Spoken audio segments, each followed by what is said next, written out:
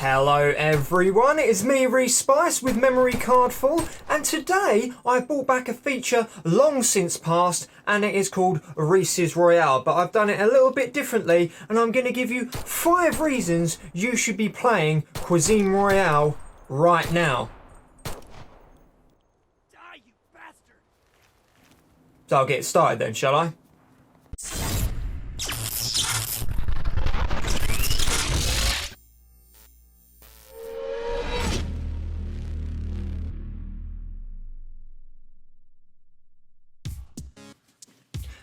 Maps. Well, there are 2 beautifully made maps that are picked for you when you ready up. One set in snowy World War I Normandy, so loads of places to do battle in, such as trenches asking for a firefight, ragstone cottages with attics and basement to find more loot than you can carry, thick dense woods to camp in if that's your style, just bring a sleeping bag and your tent, huge hillocks, winding rivers, and a couple of windmills. You don't see windmills in games, so it made me happy, alright? And for those that don't want to do battle in the cold, the other map is of a completely different flavour. Nice bright sunshine, vast open desert plains, and a bloody great massive temple that must have taken inspiration from the Temple of the Sun and or Moon. I'm not going to try and pronounce it, I'll say it wrong. People will get mad. I don't want people to get mad, so we're going to move on from the maps and talk about something else. Items and buffs.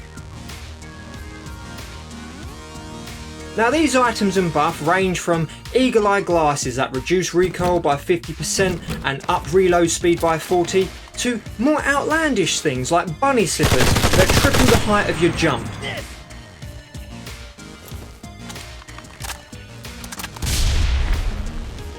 Cuban cigar that gives you more health for some reason. I'm coming for you! Oxygen tanks that help you stay underwater for longer, and an IV drip that slowly regenerates your health. Along your travels you will also come into contact with Aztec coins, and what are you going to do with them once you're lucky enough to find enough coins? Well, you're going to gamble with them, obviously.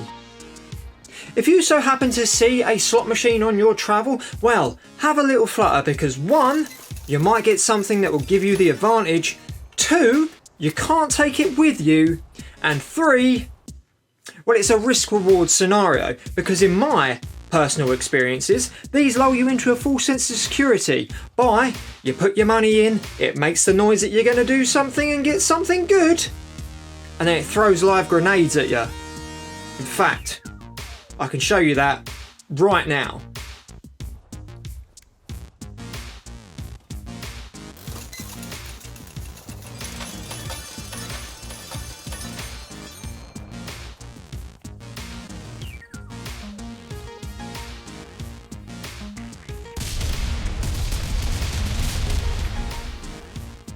I know, right? Bastards. That is just a handful of things that you'll find in this game to help you with your tactical advantage. So now we're going to talk about something else. Weapons. They have stocked this game's digital gun cabinet with over 40 different weapons for you to take out your competition with, all beautiful looking and all packing a serious punch.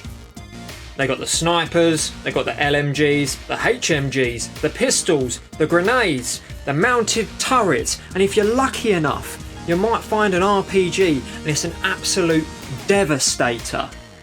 So whether you like your bolt action or your fully automatic, the in-game arsenal, well, save your arsenal. I did a joke. Signs and souls. We'll start with souls. It's kind of the in-battle currency. You receive it when you kill another player, plus you get all of theirs as well that they have picked up along the way. Pick up along the way, I mean, you get theirs because they've killed other players, and vice versa. They get yours if they kill you, along with all the ones that you've taken off other people. Plus, if you're really greedy, destroy their tombstones, because that will give you even more. So lucrative, this murder game. Now, with souls burning a hole in your pocket, what is there to do with them? Well, depending on the character you picked at the start, you can do one of a few things. If you are Annie, Pinup, Ashley, time-bending wizard lady, or you could be Clyde, Dozen, Mulligan, melee beast.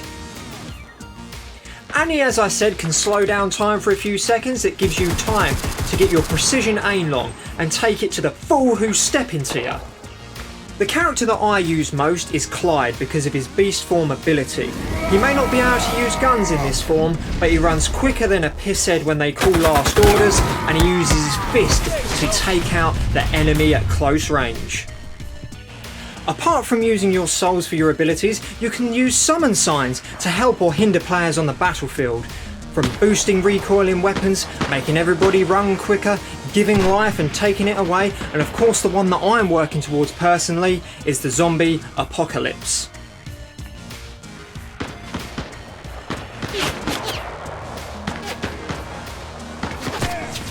They got me! Just die already! The workshop. I could have made a video on its own just how this works, but I'll break it down for you very simply. You take the XP that you earn from daily challenges and Royale wins and you spend them here. It's like a spider's web of how it works, so you can take certain routes to unlock certain items, but there are new bathing suits that will help you out on the battlefield, luchador masks that you can unlock, all the signs that help you and hinder you, as I mentioned before, and you can pick and choose any one that you unlock to create your perfect character. This Battle Royale has very strong RPG elements, and it's worth all the time you can put into it, so you can turn into a soul collecting, sharp shooting, Aztec coin spending, victory stealing, Cuisine Royale behemoth. You like that, didn't you? That got you riled up. Now I understand that I didn't go too much in depth into the workshop, or there's some items that I didn't mention, but I want you to discover all these on your own. So, will you be playing? What paths did you take in the workshop? Have you got a player of choice? What signs have you used? And come on, tell me all your victory stories. Leave them all down in the comments and I'll get back to you. If you have enjoyed this video, then please hit that like button, hit that subscribe button and that bell icon as well, because it all helps out the channel. I really hope you have enjoyed this video like I have enjoyed making it, and I tell you what, I'll see you on the battlefield.